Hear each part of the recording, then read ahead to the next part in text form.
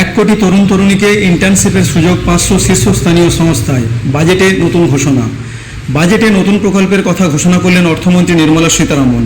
আগামী 5 বছরে দেশের অন্তত 500টি শীর্ষস্থানীয় সংস্থায় ইন্টার্নশিপের জন্য ডাক পাবেন তরুণ তরুণীরা, জানিয়েছেন তিনি।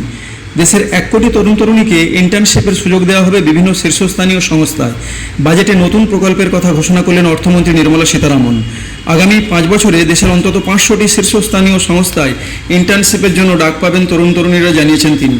দেশের বেকারত্ব দূর করতে এই পদক্ষেপকে গুরুত্বপূর্ণ হিসাবেই দেখা হচ্ছে, কারণ এর আগে সরকারি উদ্যোগে এই ধরনের ইন্টার্নশিপের ব্যবস্থা ছিল না দেশে। বাজেট ঘোষণায় নির্মলা জানিয়েছেন, ইন্টার্নশিপ চলাকালীন 5,000 টাকা করে ইন্টার্নশিপ ভাতা এবং 6,000 টাকার এককালীন ভাতা পাবেন তরুণ তরুণীরা। তাদের প্রশিক্ষণের খরচ বহন করবে সংশ্লিষ্ট সংস্থাই। কর্পোরেট সোশ্যাল রেসপন্সিবিলিটি তহবিল থেকে এই খরচ করতে হবে। এই ইন্টার্নশিপের মাধ্যমে বাস্তব জগতের সঙ্গে পরিচিত হবেন তরুণ তরুণীরা। প্রতি মাসে তাদের উপার্জনও হবে। প্রথমবার যারা চাকরির বাজারে পা রাখছেন, এই ধরনের ইন্টার্নশিপের সুযোগ পাবেন তারাই।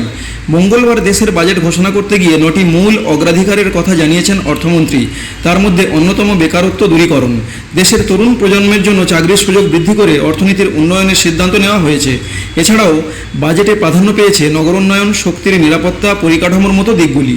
প্রথম যারা চাকরির বাজারে পা রাখছেন তাদের জন্য 1 মাসের বিশেষ ভাতার বন্দোবস্ত করেছে সরকার। 2 কোটির বেশি তরুণ তরুণী এই প্রকল্পের সুবিধা পাবেন। 2 লক্ষ কোটি টাকা এই প্রকল্পের জন্য বরাদ্দ করা হয়েছে। এছাড়াও আগামী 5 বছরে তরুণ তরুণীদের দক্ষতা বৃদ্ধির জন্য অর্থ বরাদ্দ করা হয়েছে।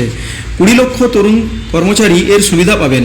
বরাদ্দ হয়েছে 1.48 লক্ষ কোটি টাকা। দেশের অর্থনীতিতে নারীদের যোগদান বৃদ্ধি করতে অর্থমন্ত্রী পৃথক একটি ঘোষণা করেছেন। বিভিন্ন সংস্থার সঙ্গে মিলে সরকার দেশ জুড়ে কর্মরত মহিলাদের জন্য একাধিক হোস্টেলের ব্যবস্থা করবে।